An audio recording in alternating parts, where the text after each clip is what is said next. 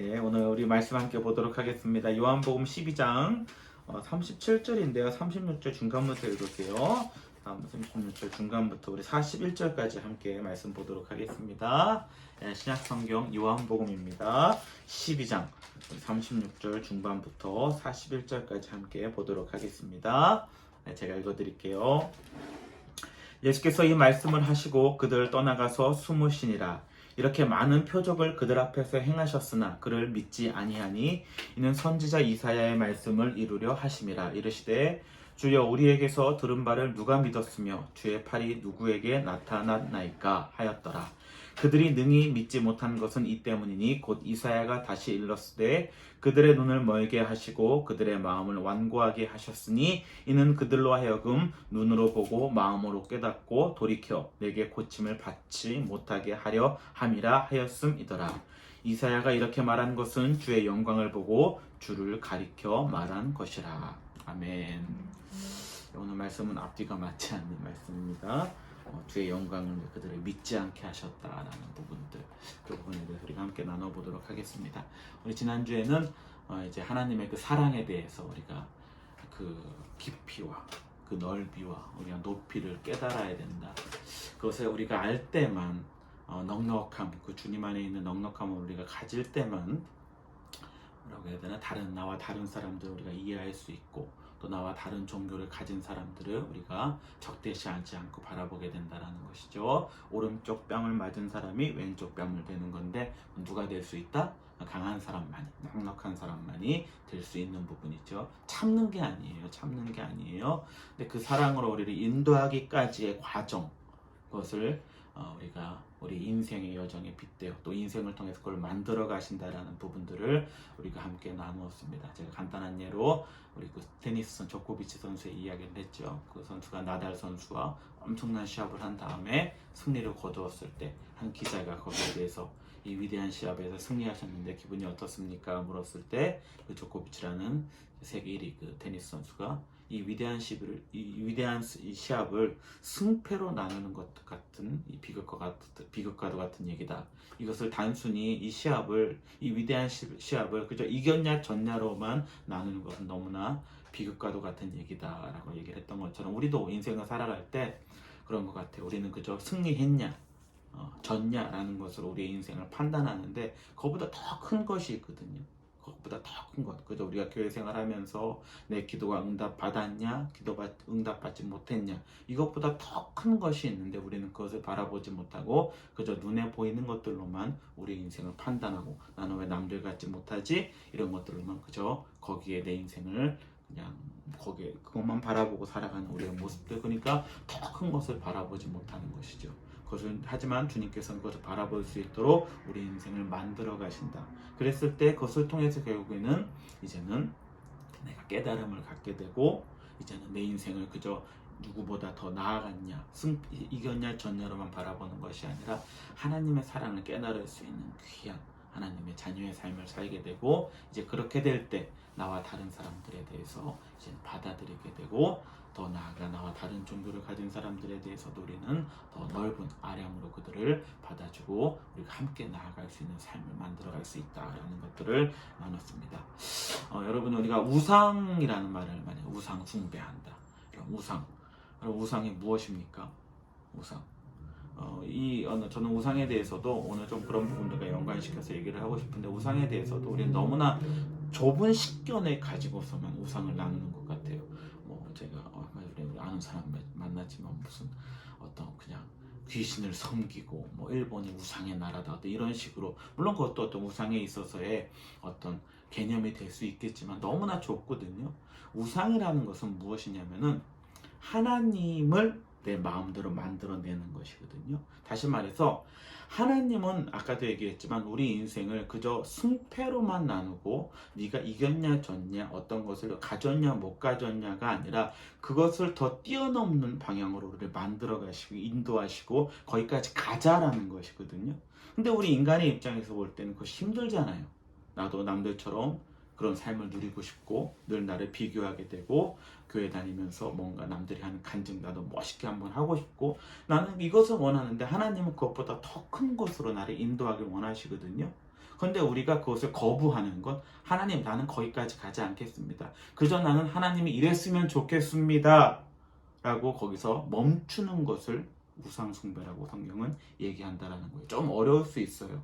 우리가 그동안 들었던 우상과는 다른 개념을 하지만 그것이 아니라는 거예요.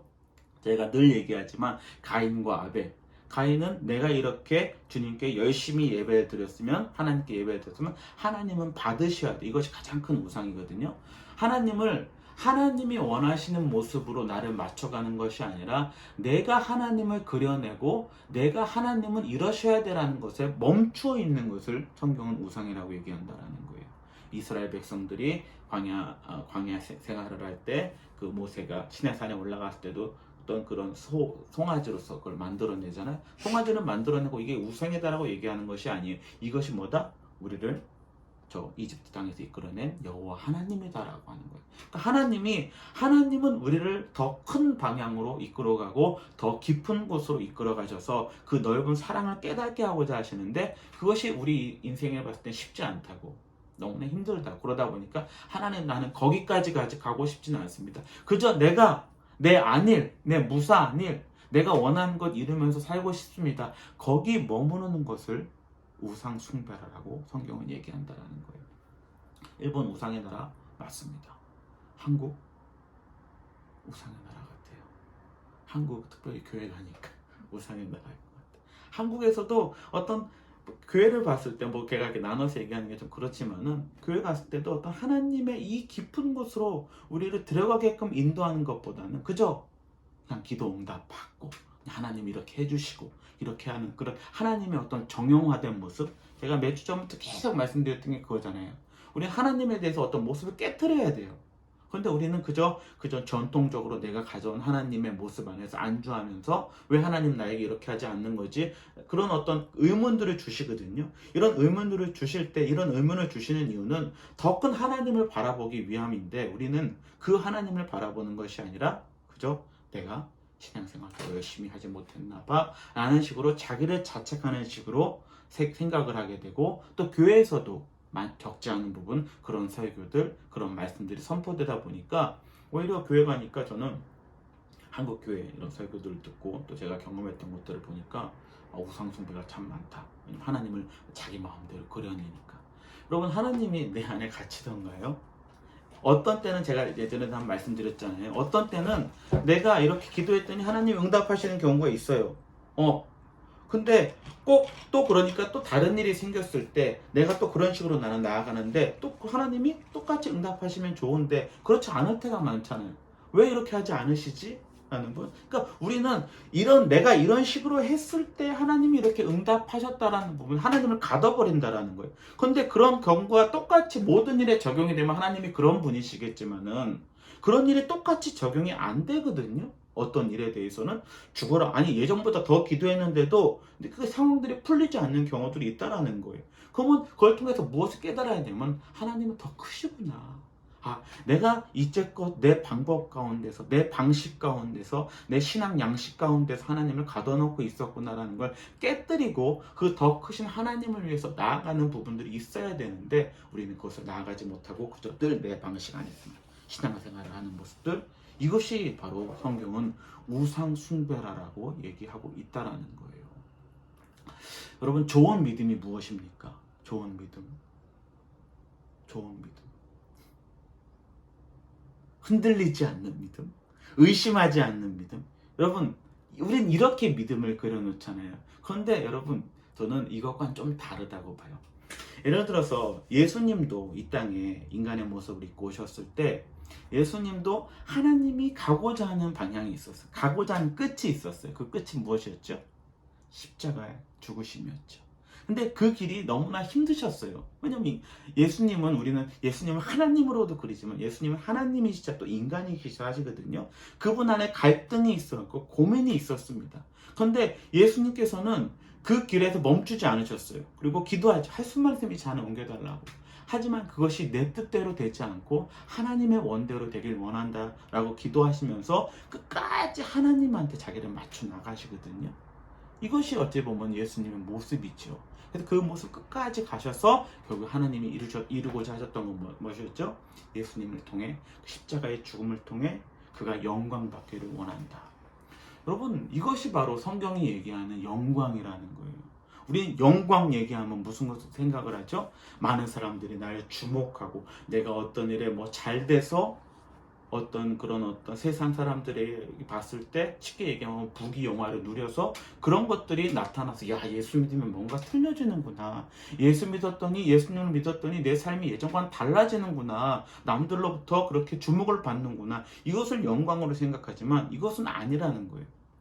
이것이 참된 영광이 아니라는 거예요. 진짜 영광은 뭐다? 하나님의 영광은 예수님이 그 십자가의 자리까지 가기를 원하는 거예요. 그걸 통해서 하나님께서 자기 영광을 받으셨다라고 얘기하시거든요. 오늘 우리가 요한복음 12장을 읽었는데 초반에 약간 앞쪽을 보면요, 24절에 12장 24절 이런 얘기가 나옵니다. 내가 진실로 너에게 이르노니 한 알이 밀이 땅에 떨어져 죽지 아니하면 한 알 그대로 있고 죽으면 많은 열매를 맺느니라. 자기 생명을 사랑하는 자는 잃어버릴 것이요 이 세상에서 자기의 생명을 미워하는 자는 영생하도록 보존하리라. 그러면서 쭉 말씀하시다가 28절에 아버지여 아버지의 이름을 영광스럽게 하옵소서 하시니 이 하늘에서 소리가 나서 이르되 내가 이미 영광스럽게 하였고 또다시 영광스럽게 하리라 하시니. 그러니까 하나님이 우리에게 원하시는 영광된 삶은 무엇이다? 예수님을 통해서 보여주신 하늘의 미라에 떨어져서 땅에 떨어지는 삶, 십자가의 삶을 우리에게 원하신다라는 거예요. 근데 우리가 원하는 영광은 하나님 나 거기까지 가고 싶진 않아요. 왜 내가 그렇게 살아야 됩니까?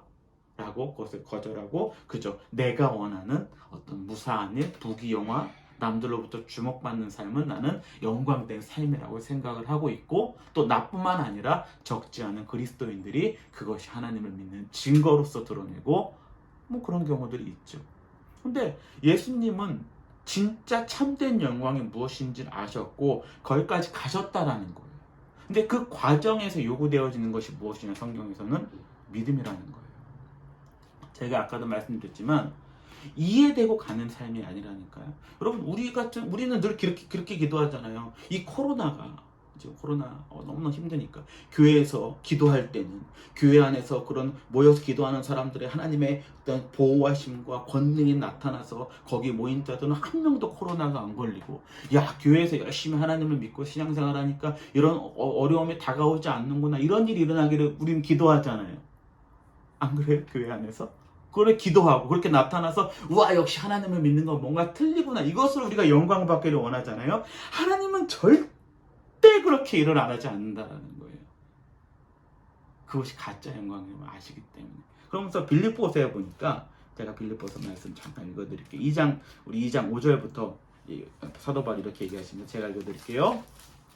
너희 안에 이 마음을 품으라. 곧 그리스도 예수의 마음이니 그는 근본 하나님의 본체시나 하나님과 동등됨을 취할 것으로 여기지 아니하시고 오히려 자기를 비워 종의 형체를 가지사 사람들과 같이 되셨고 사람의 모양으로 나타나사 자기를 낮추시고 죽기까지 복종하셨으니 곧 십자가에 죽으셨잖아요. 이러므로 하나님이 그를 지극히 높여 모든 이름 위에 뛰어난 이름을 주사 하늘에 있는 자들과 땅에 있는 자들과 땅 아래에 있는 자들과 모든 무릎을 예수의 이름에 꿇게 하시고 모든 입으로 예수 그리스도를 주라 시인하여 하나님 아버지께 영광을 돌리게 하셨느니라. 참된 영광의 길로 우리를 인도하신다는, 그러면서 얘기하는 게 12절 말씀이 저는 너무나 이것이 전 참된 믿음이라고 보거든요.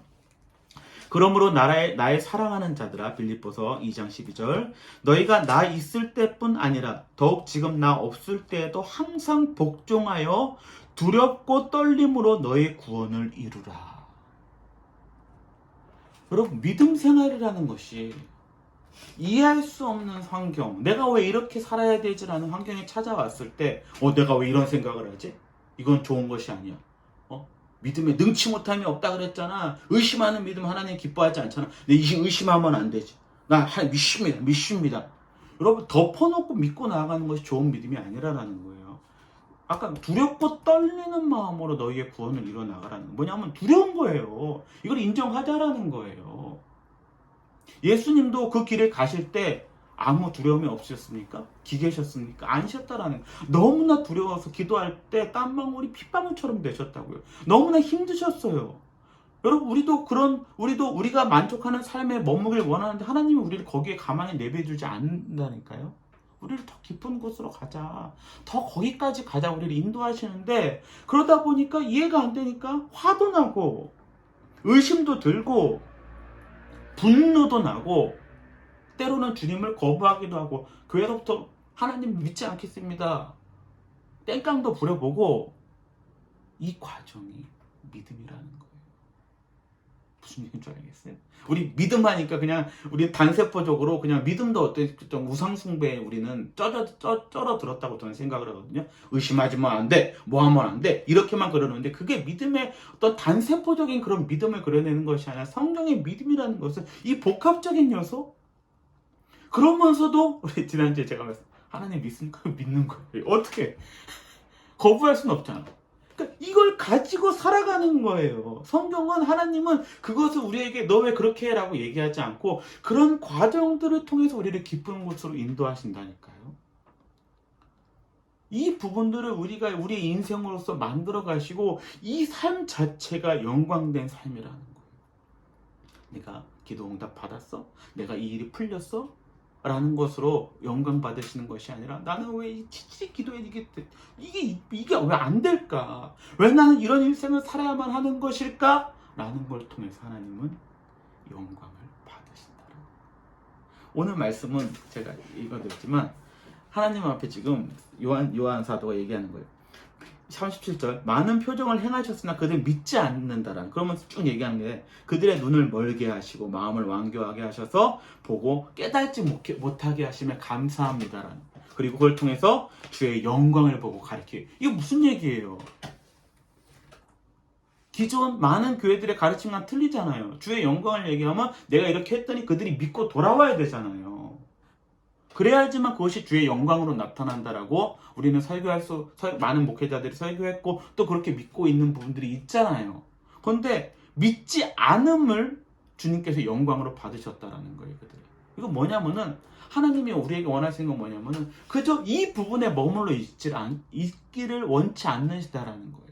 내가 그저 기도해서 이렇게 됐어, 와 이렇게 됐어라는 부분으로 나 믿을게라고 하나님은 그 믿음에 우리가 머물러 있기를 원치 않으시기 때문에 우리의 눈을 닫으시고 우리를 때로는 그렇게 힘들게 하셔서 그 참된 영광으로 우리를 만들어 가신다라는